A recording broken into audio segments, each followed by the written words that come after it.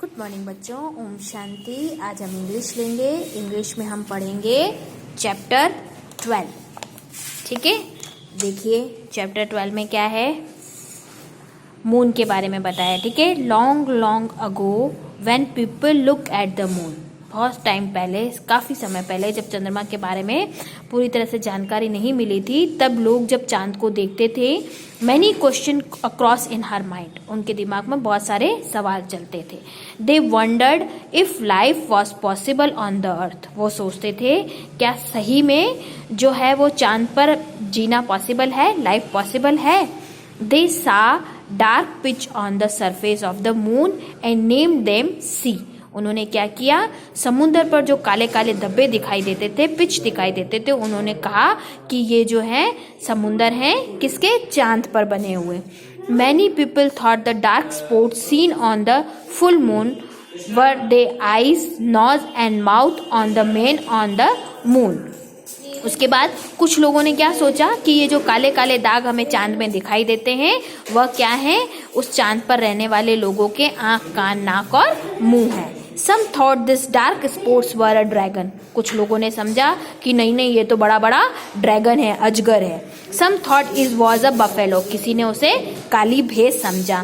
And some other thought it was a woman reading a book. लेकिन कुछ लोगों को ऐसा लगा कि नहीं नहीं कोई औरत वहां पर बैठकर किताब पढ़ रही है। ठीक है, सब लोगों ने उन काले धब्बों को देखकर अपनी अलग अलग कल्पनाएं की। People in Japan and Korea and a different story to tell. लेकिन जापान और कोरिया के लोगों के लिए कुछ अलग ही स्टोरी थी। क्या स्टोरी थी? They consider this dark spots to be a floppy ईट्स रैबिट्स। एक तरह का फ्लॉपी रैबिट है जो अकॉर्डिंग टू देम, उनके जापान और केरला के लोगों को ऐसा लगता था कि वहां पर जो है कोई खरगोश बैठा है फ्लॉपी वाला। This rabbit on the moon was making sweet rice fall cake. और जो वहां पर वो बैठकर वहां पर चावल की और आटे की खीर और केक्स बनाकर खा रहा है। Different people in the world and different imagination stories about this dark sports. अलग अलग तरह के लोगों को अलग अलग तरह की इमेजिनेशंस होने लगी, स्टोरीज बनाने लगे लोग इन काले धब्बों को देखकर। ठीक है, Neil Armstrong and Buzz Aldrin spend 2.5 hours exploring the moon surface on July 20, 1969।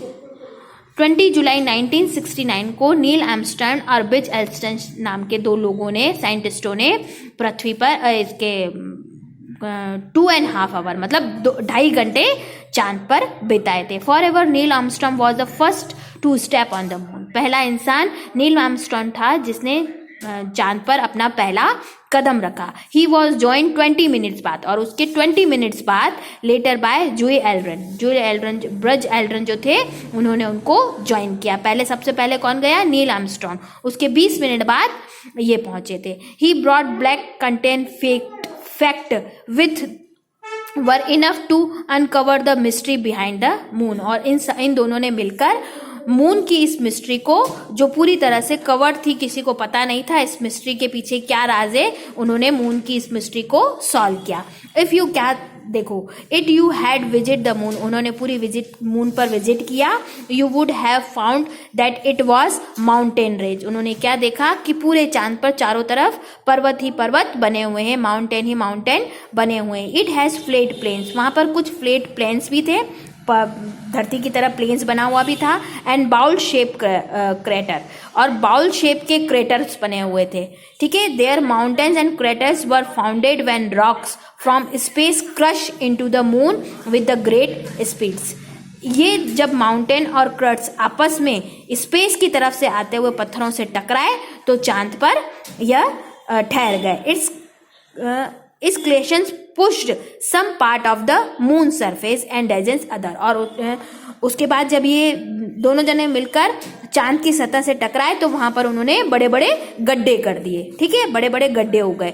The craters were filled with the hot liquid rocks called lava. और फिर ये गड्ढे पत्थरों के गरम गरम लिक्विड से भर गए जिसको लावा के नाम से जाना जाता है। ऑन कूलिंग दिस, और जब वो ठंडे हो गए lava 100 into a big flat dark beds, और बड़े बड़े ये लावा बड़े बड़े काले काले धब्बों में परिवर्तित हो गया।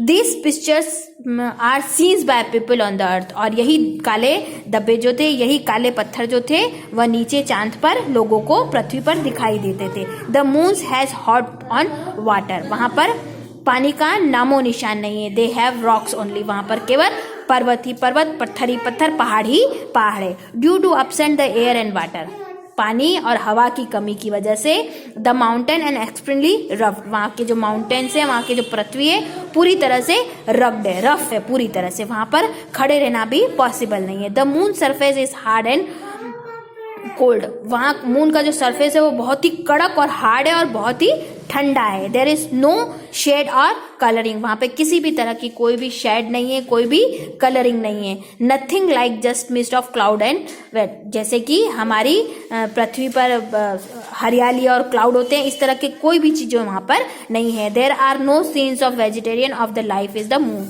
ना भी किसी वहाँ पर किसी भी प्रकार की कोई भी ग्रीनरी हरियाली वनस्पति नहीं है, और जिसकी वजह से मून पर लाइफ नहीं है। ठीक है बेटा, ये आपका चैप्टर हुआ। अच्छे से रीड कीजिए, समझने की कोशिश कीजिए। कल हम इसके क्वेश्चन आंसर करेंगे। Bye, take care.